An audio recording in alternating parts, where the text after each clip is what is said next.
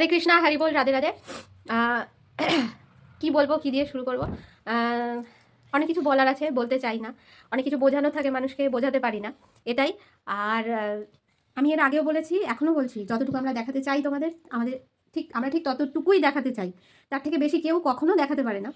সম্প্রতি আমাদের চারপাশে অনেক ঘটনা ঘটে, আমরা সেগুলো নিয়ে আলোচনা করি, কিন্তু আমরা তার ব্যক্তিগত জীবনে কখনো ঢুকতে পারি না, বা আমার ব্যক্তিগত জীবনেও আপনারা কখনো ঢুকতে পারেন না, কারণ আমরা দেখাতে চাই না।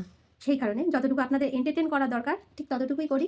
তার বেশি আমরা একটা সূচের অগ্রভাগে যতটুকু আছে ততটুকু আমরা দেখাই না, কারণ সবার কিছু রেস্ট্রিকশন আছে।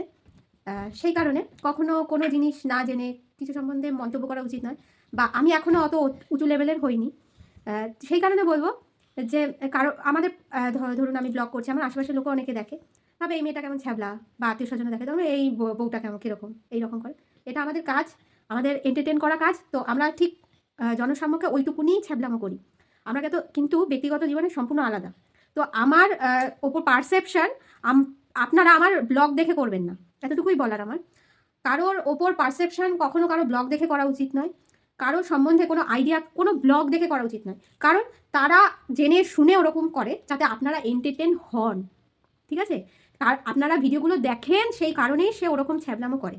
তো কারোর প্রতি পারসেপশন কারো ব্লগ দেখে কখনোই করবেন না, কারণ সে একদম ফ্র্যাঙ্কলি ওপেন, হয়তো পয়সা কামানোর জন্য করছে, অনেকে জানে অনেকে জানে না যে এইসব ফেসবুক ইউটিউব প্ল্যাটফর্ম দিয়ে টাকা ইনকাম হয়, এটাও একটা সোর্স অফ ইনকাম হয়, সেই কারণে এইরকম ছ্যাবলামো করে। কিন্তু